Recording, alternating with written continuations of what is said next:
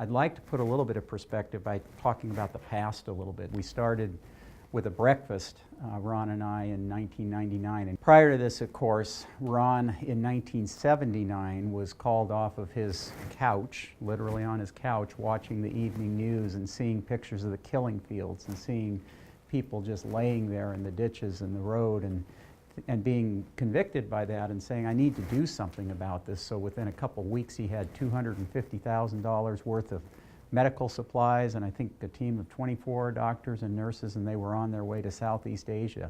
And that was the birth of Medical Teams International, which ultimately he grew to about a $100 million a year organization that Forbes ranked as one of the top disaster relief missions and organizations in the country. So very successful in terms of building that. Meantime, in my career, I started my consulting career with what was then Andersen Consulting. It's the part that survived and is now Accenture. And after about 10 years with them, I started my own healthcare consulting firm in 1990, Stockamp & Associates. And we specialized in really going into large hospitals, complex health systems, and totally re-engineering the revenue cycle process. That is everything to be paid for the services that they rendered, which if you've ever interacted with an insurance company and the hospital on a bill of any sort, you know what a mess that is. And we also kind of redesigned how patients would flow from all the care settings within a healthcare system from one to another in the most efficient time. And it was during this time that God had blessed Stockamp & Associates with growth, that Gail and I just kind of steadily increased our giving, got a relationship with Ron when he was at Medical Teams International, and started to support them more heavily, as well as Luis Palau and other organizations. But as the video alluded to, I'm reading the paper one Saturday morning and I'm really drawn to this article. It's a section of the paper I never read because I usually only focused on the sports section, especially out in Oregon because the politics out there is different than ours. Anyway, drawn to this, and I noticed this headline that this foundation had given a record $23 million away that year. And I was challenged by that. I'm a very competitive person by nature, particularly because we were competing against firms of tens of thousands of people that always wanted to put us out of business. And I just was convicted by that and said, Lord, I don't know how we're going to do it, because this organization had an asset base of $475 million, which if you do the math, that's kind of the 5% that a nonprofit needs to do to maintain their status. But I was convicted with that and said, Lord, I want to make more of an impact some year with my giving. When the dust settles at the end of the year, I want to know that we made more impact. We'll have to do it with a mustard seed in comparison, but that's what we want to do. And then was going to park that idea till I was done with my healthcare job, because at the time I probably had a couple hundred people. We ultimately grew to about 400 people as an organization. But that changed when Ron and I got together for breakfast, and he was telling me how he was being led by the Lord to maybe do something different, and how so many ministry leaders over the years had approached him and said, how do you do it? We have such a struggle with the fundraising and other aspects of keeping our business open. And that's when God said, now's the timing. And we saw from the story of Union Gospel Mission that it was God's timing, and we were fortunate enough that he put an exclamation point on that timing right off the bat. But our vision was, as we thought about what Mission Increase could be, is the vision was that we wanted to be very different from a typical foundation. We were not going to just give a man a fish, give a grant that would be consumed and gone. We wanted to teach a man how to fish. That was one of the fundamental goals that we had.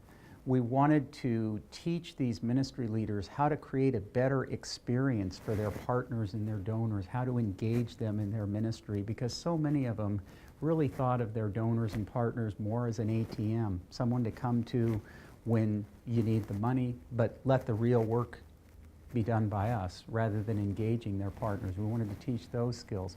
We also knew that we wanted to provide the services without charge, because it was such a struggle for these ministries. They don't go into it for the income. We wanted to bless them and encourage them by providing our services without charge. And finally, we both believed in the parable of the talents. God had given us skills, abilities, financial resources. We think that we need to do more than just simply give a one-to-one return. We need to do a multiple of returns. So we wanted to set it up in a way that was in a good stewardly manner where we would multiply and leverage our resources. So we started in 1999, and I would call phase one the 1999 to 2004 timeframe, and that's what I'd call building the model. We were exclusively linked to Portland at that point in time. We had Ron, we hired Dave Farquhar, Dan, you came in the mix there, as well as a couple of other people, but the focus was really more just doing work with the Portland-based ministries. And it was more of a one-on-one consulting manner in those days. In the early days, we did not have the training curriculum developed, certainly not to the extent we do now, but it was more of a one-on-one relationship, and didn't have any technology that we'd really developed. It was really more of a manual process because we were working with just a select number of organizations, but had just a great experience from that 1999 to 2004. And then that really shifted to 2004, I would call the 2005 to 2008 timeframe, the refining and improving the model phase. And that was where we really had a big decision to make in 2004 timeframe. We knew we had something going that was working. We saw organizations like Union Gospel Mission explode with growth. We saw the start of an Africa New Life, where that's another great story, where they go from $400,000 a year to $9 million a year of income. And obviously there's many aspects of things that would get credit for that, but they give a big portion of that to the work of Mission Increase.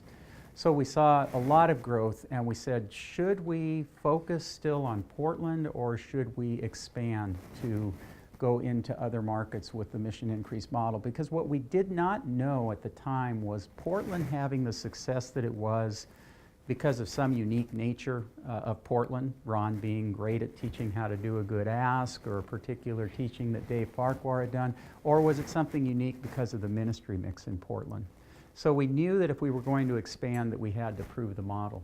So we did decide, yeah, let's test this out in other cities. So over the course of a few years, again, 2005 to 2008 timeframe, Mission Increase entered into Seattle, San Francisco, Los Angeles, Phoenix, and Colorado markets. And we self-funded that.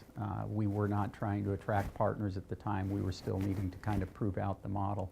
And it's during this phase of time that we really expanded our curriculum in a big way, going to many modules of training. We built a robust technology platform, and we built the infrastructure in terms of the staffing and the levels and support that we needed to really go into a large expansion mode.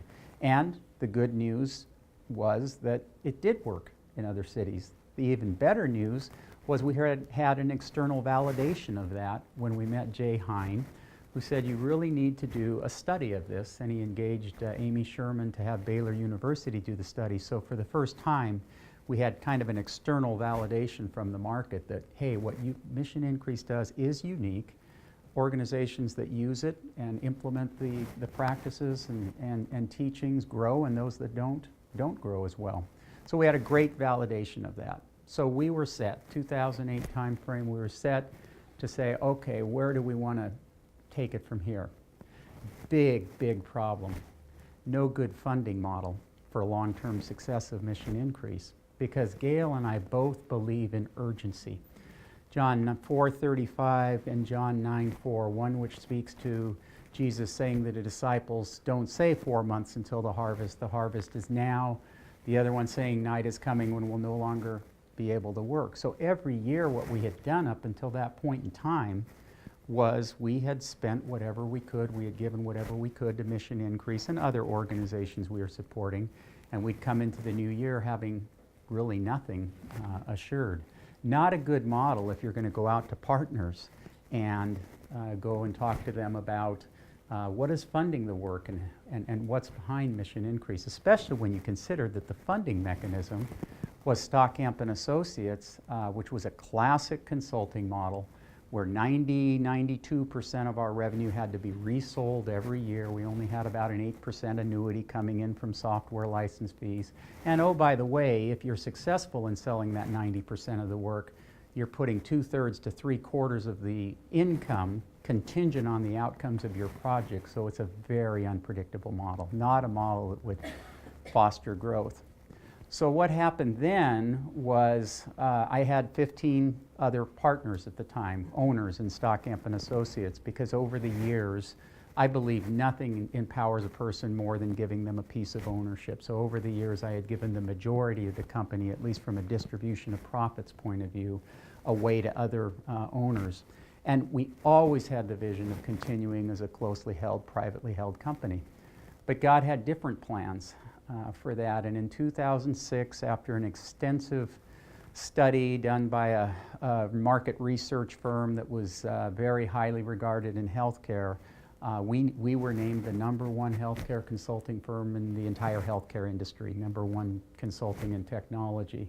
That same year, after American Hospital Association did a 2-year due diligence on who would be the best firm to help their hospitals, their 5,000 members, improve revenue, they exclusively endorsed Stockamp and Associates to do that. We even had a really quirky award where we woke up and we saw that Fortune CNN named us as one of the top 20 employers for new college graduates to go to work for. And the funny thing about that was there were companies like Microsoft and Progressive and people that hired thousands of people a year, and to qualify for this you had to hire at least 50, and I think we hired 60 people that year or something like that. But anyway, not saying that to be prideful on what we achieved. What God was preparing is the circumstances to where the suitors were after us in a big way, such that it caused the owners and me to take a look at this and say, is there a better way to grow this organization and to expand our impact than relying on the limitations of being privately held, or do we need to go public? And that caused a real strategic planning process to which we all decided, yeah, it probably does make sense to go through kind of a strategic partnership or being acquired. And that was a hard decision for me because I had to look at it, you know, do we want to continue to grow this firm and have even more of an impact and stay at the top, or do we want to fund Mission Increase? I say it was hard because the reason that it was hard is we all know that most acquisitions fail. The company that's being acquired, the culture's changed, it doesn't have the same outcome that you would anticipate. So I had to say, am I willing to lay that aside to have some long-term funding that would be badly needed for Mission Increase?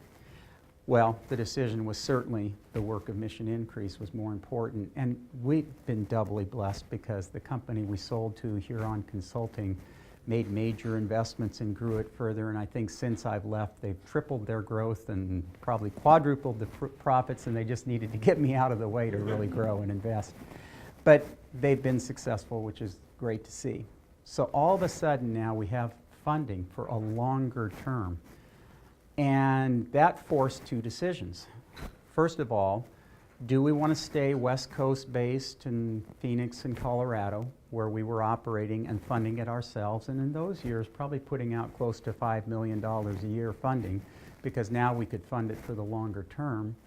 Or do we want to expand on a more national basis and use those resources that way now that we had more solidified funding? The other thing we had to do is we had to answer the longevity question. Do we want to be a foundation that's set up to operate in perpetuity, restricting ourselves to whatever interest you gain, 5-7%, and operate in the long term? And again, because of that urgency aspect behind us, we knew we weren't going to set something up that was going to be ongoing. We were going to set something up maybe with a 15-year or so time frame because we were making too much of an impact on organizations at the moment.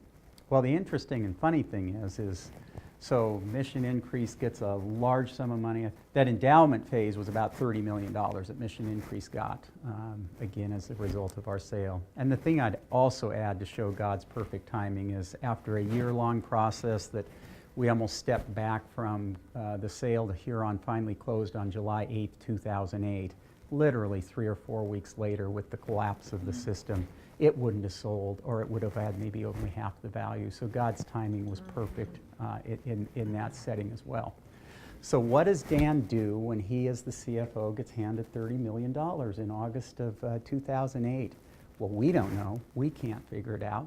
So we sit on it for about 6, 7 months. What's the best thing you could have done with your assets from that time but sit on it? I think when Dan finally started investing it, we were like, what, 6, 7% off of the low point of the market. And so literally for like three or 4 years, being able to spend $4 or $5 million a year on operations, we were able to do that and not touch the principal at all. So God's timing was perfect on that. So what do? We've got these resources. We feel emboldened. God has a big vision for Mission Increase. We're going to go out and market and really promote Mission Increase in a real proactive way. So we go to places like Houston, like Memphis, like Minneapolis, like New York, and we've got a great story to tell. And we're just going to get people that are signing up for it right and left. It didn't happen.